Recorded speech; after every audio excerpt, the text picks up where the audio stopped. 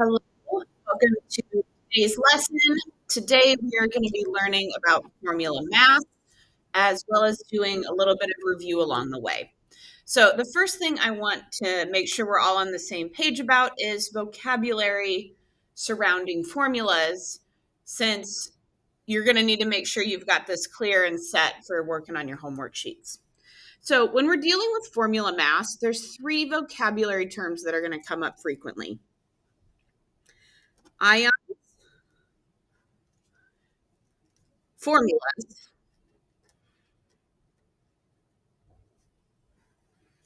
and names. Now, ions are symbols of charged particles.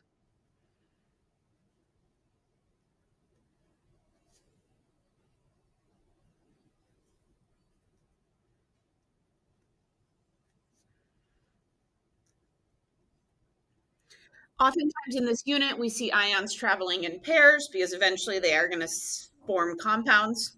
So you're typically going to see a positive ion like magnesium paired with a negative ion such as chlorine. Ions could be single elements. They also could be groups. So you might see the group ammonium, which is a polyatomic ion, meaning many atoms in one charged group, or you may see the group arsenate.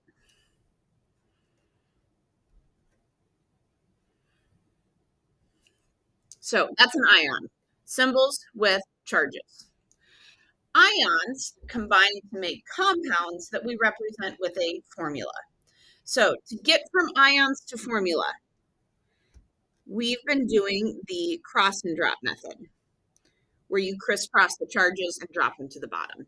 So Mg paired with chlorine, well, magnesium is going to get the one from chlorine. We don't write ones. And then chlorine is going to get the two, which we do write, to form MgCl2. Again, the formula is a shorthand for a compound. So this is the compound magnesium chloride. We could also get compound for ammonium arsenate.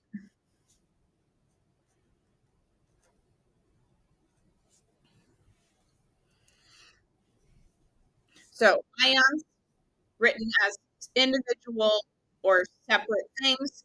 Formulas you write as one thing, like this is one substance. This is another unique substance. The names, instead of being shorthands for compounds, they are formal written names. So here we're using symbols, here we're going to actually use words. So this would be magnesium chloride. This would be ammonium arsenate. So that should be pretty much common knowledge to you by now. We're just all wanting to start on the same page.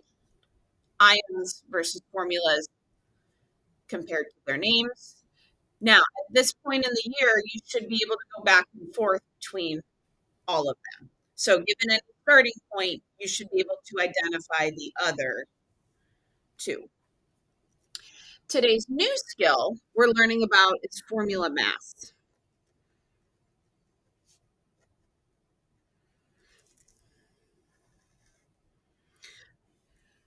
So, mass is going to be exactly what it sounds like. It's going to be the mass of one unit of a formula.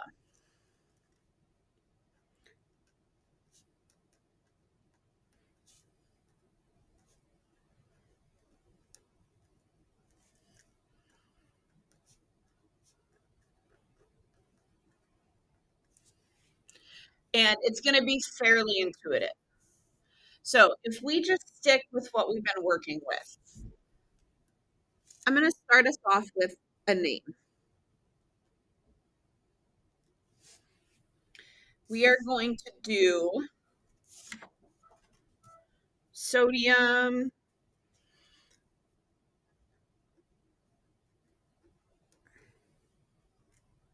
nitride. And we want to determine what is the mass of this thing. Now, in order to do that, we need to get to the formula. I'm at the name.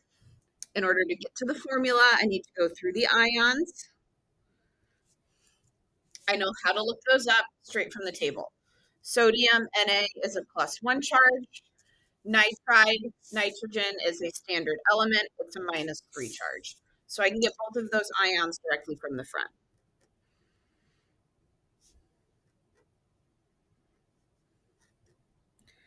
I'm going to cross and drop them to get my formula.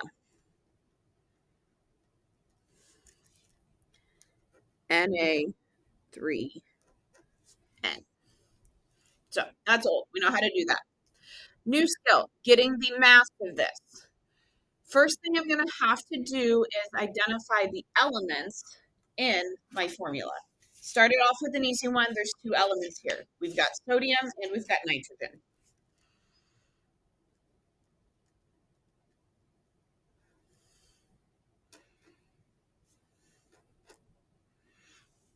Then I need to know how many of each I have. This is coming from the formula. How many sodium atoms are in 1 unit? 3. How many nitrogen atoms are in 1 unit? 1.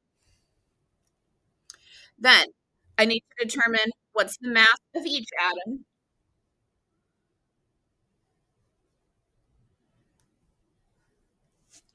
And you're going to just get this from the periodic table because we're breaking down these substances into elements that we can look up. We're going to keep all masses at 2 decimals. So sodium is 22, 98, 97, 70. We're going to go ahead and round that to 2299.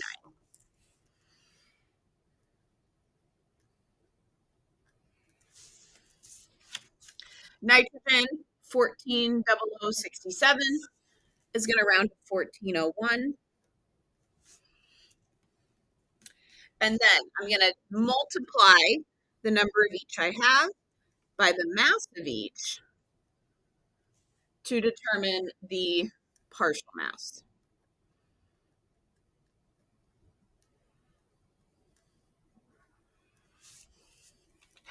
We're going to keep all the decimals since we've rounded to consistency here. So 3 times 2299, 6897. 1 times 1401, 1401. Once I've got my partial masses, I'll total them up to get my complete mass of 82.98. And my label here is going to be AMU, or atomic mass units. And that would be my final formula mass.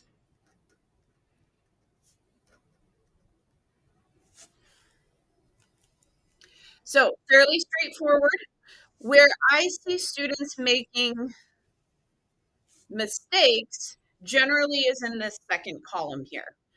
Determining how many of each atom type you actually have in a given formula.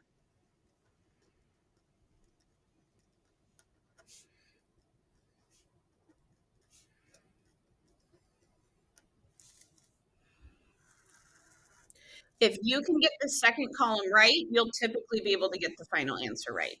So, determining number of atoms. I'm going to do a few different examples ranging in complexity. So, we're going to start with AlCl3.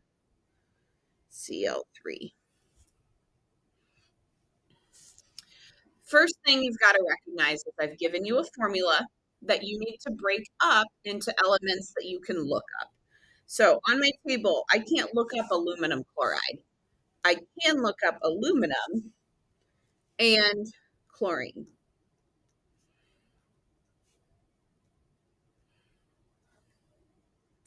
And then I just need to see how many of each I have. Chlorine is straightforward. I can see it. How many chlorines do I have? 3. Aluminum, I don't have a quantity there, so that is an invisible or an implied 1. So I have 1 aluminum atom. Doesn't matter how big the formula gets. So if I give us a longer example of sodium tartrate, Na2C4H4O6, I can still break this down. Now, I'm going to break it down into more pieces. My individual elements here, I've got sodium,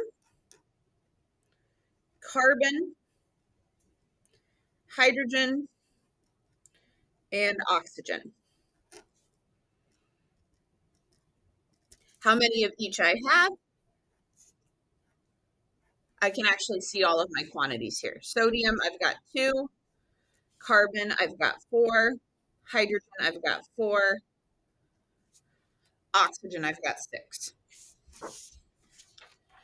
Now, dealing with more complex formulas with parentheses comes with some extra level of caution. So now let's look at something like iron phosphate. So Fe3PO4 2. Generally, we have not been splitting up polyatomics. However, when we're counting atoms, we need to split these things up into the elements we can look up. So this is going to split into 3 parts: iron, phosphate, no, not phosphate, sorry, phosphorus, and oxygen.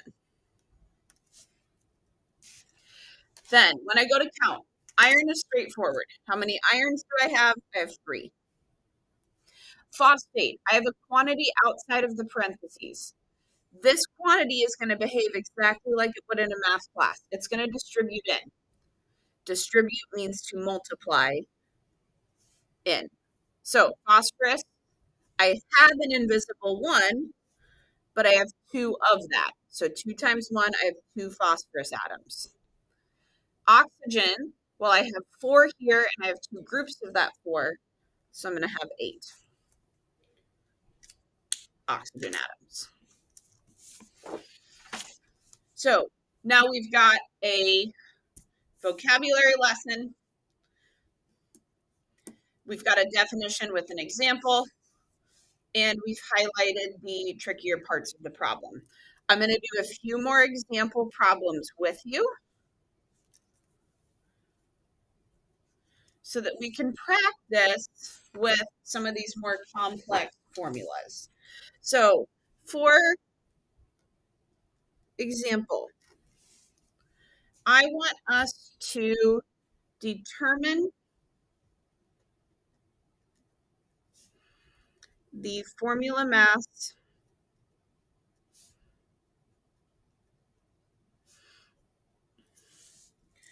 of gallium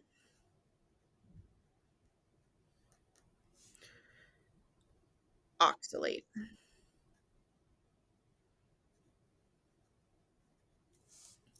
And just like last time, I'm not starting us with what we need. We need formula. I started us with a name. So I'm going to look up my ions involved. Gallium is an element. I can look that up on the front. Gallium is a +3 charge.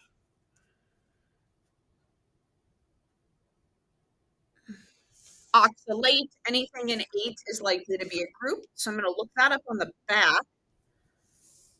Oxalate is the group C2O4 with a -2 charge.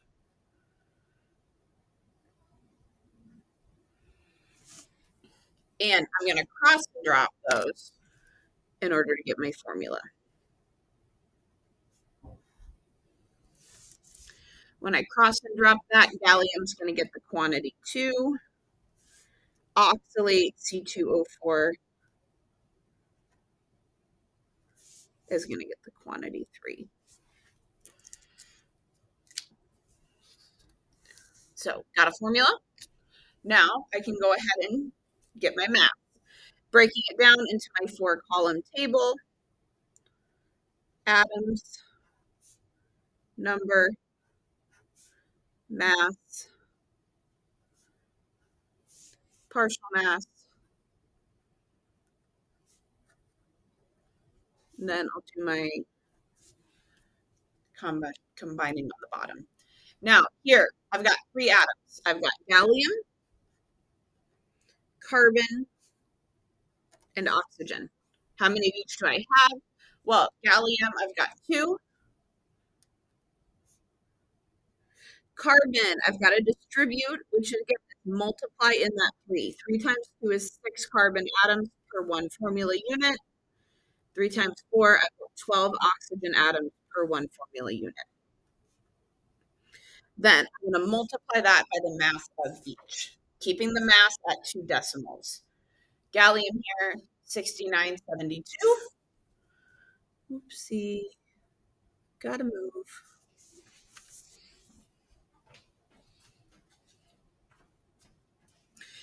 Carbon, 1201. Oxygen, 15999 is going to round up to the whole number. But for sig figs, I'm going to indicate that decimal being exact with 1600. Multiply them through. Oopsie. 2 times 6972, 139.44. 6 times 12, 1201. 7206. 16 times 12, 192. 00. Add up my partial masses to get my complete mass. 192 plus 7206 plus 139.44. All right, 403.50, because we had 2 decimals. AMU. All righty. So that is your lesson. You've got 2 full examples here. You've got more examples of the tricky portion, which is breaking down formulas into elements and counting atoms. Do make sure when you guys are working on your homework sheets for this unit, make sure you complete the problem. On the first example, I give you the table laid out. Then on the subsequent examples, you have blank space there to make your own table. Make sure you are finishing the problem. If the problem asks you to calculate formula mass, you need to get all the way to this answer. Don't just write down the formula and turn the page in. Make sure you're using the space provided to complete the entire problem.